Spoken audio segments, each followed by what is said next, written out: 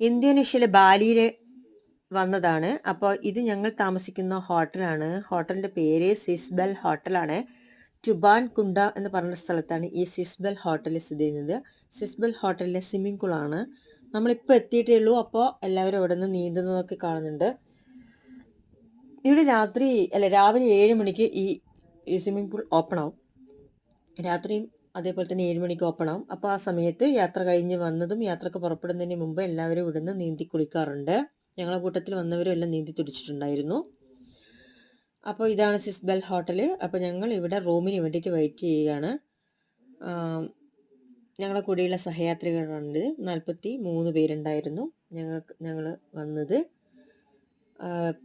കണ്ണൂരിൽ നിന്നും കാസർഗോഡ് നിന്നും അതുപോലെ തിരുവനന്തപുരത്ത് മുതൽ കാസർഗോഡ് വരെയുള്ള യാത്രക്കാർ ഞങ്ങളുടെ കൂടെ ഉണ്ടായിരുന്നു. ട്രിവാൻഡ്രം എയർപോർട്ടിൽ നിന്ന് ഞങ്ങൾ യാത്ര തിരിച്ചിട്ട് ആണ് ഇവിടെ ബാലിയിൽ എത്തിയിരിക്കുന്നത്. അപ്പോൾ ഞങ്ങൾ ഇവിടെ കാത്തു നിൽക്കുകയാണ് ഞങ്ങളുടെ റൂമിന്. അപ്പോൾ എൻ്റെ കൂടെ ഉണ്ടായിരുന്ന രജന ടീച്ചറാണ്. രജന ടീച്ചറും ഞാനുമാണ് റൂം ഷെയർ ചെയ്തത്. ഇതാണ് സ്വിസ് ബാൽ ഹോട്ടലിൻ്റെ റിസപ്ഷൻ. ഇവിടെ ഞങ്ങളെ കോർഡിനേറ്റർ റിജിനാണ്. അപ്പോൾ റിജിൻ ഞങ്ങളുടെ ഹോട്ടലിൻ്റെ എല്ലാം ചെയ്തുകൊണ്ടേയിരിക്കുന്നുണ്ട്. താക്കോലൊക്കെ വാങ്ങി അങ്ങനെ സെറ്റാക്കുന്നുണ്ട്.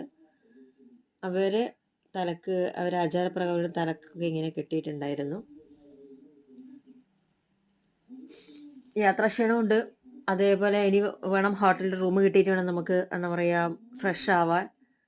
അപ്പോൾ റൂമിൽ കയറി പടഞ്ഞ് ഞങ്ങളവിടെ രജന ടീച്ചറും ഞാനും കൂടിയിട്ട് കാപ്പി ഉണ്ടാക്കാന്ന് പറഞ്ഞു. അവിടെ കാപ്പി ഉണ്ടായിരുന്നു, കാപ്പിപ്പൊടി ഉണ്ടായിരുന്നു. കാപ്പിപ്പൊടിയും ചൂടുവെള്ളവും അതുപോലെ തന്നെ പഞ്ചസാര അത് പാക്കറ്റിലുണ്ടായിരുന്നു. പഞ്ചസാര ഒരു പാക്കറ്റൊന്നുമല്ല കേട്ടോ, ഞാൻ കുറേ എടുത്തിന്. എനിക്ക് പഞ്ചസാരേൻ്റെ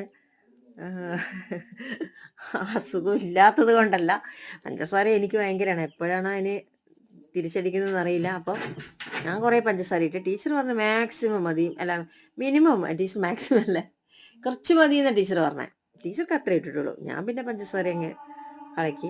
ഇതിപ്പം ഏത് വിദേശ യാത്രയിലും അവിടെ ഫസ്റ്റ് പോയി കഴിഞ്ഞാൽ കാപ്പി കുടിക്കലേണ്ട ഒരു ഇതാണ്. അവിടെ റൂമിലുള്ള ചൂടുവെള്ളാക്കൽ, അവിടെ ഹീറ്ററൊക്കെ ഉണ്ട്, ചൂടാക്കും. അല്ലെങ്കിൽ വെള്ളം എടുക്കാൻ പുറത്ത് അവിടെ പോയി എല്ലാം അങ്ങനെയൊക്കെ എടുക്കും. അങ്ങനെ ടീച്ചർക്ക് ഞാൻ എന്ത് ചെയ്തേ, ടീച്ചർ കുളിച്ച് വരുമ്പോഴേക്കും നമ്മൾ റൂമൊക്കെ കിട്ടി ടീച്ചർ കുളിച്ച് വരുമ്പോഴേക്കും എൻ്റെ കാപ്പി ഇവിടെ റെഡിയായി. ടീച്ചർക്ക് എന്നിട്ട് കാപ്പി കൊടുത്തു.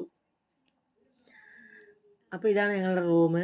അപ്പോൾ ഇനി യാത്രാ വിശേഷങ്ങളൊക്കെ ഞാൻ ഇട്ടിട്ടുണ്ടായിരുന്നു. ഇത് രചന ടീച്ചറാണേ.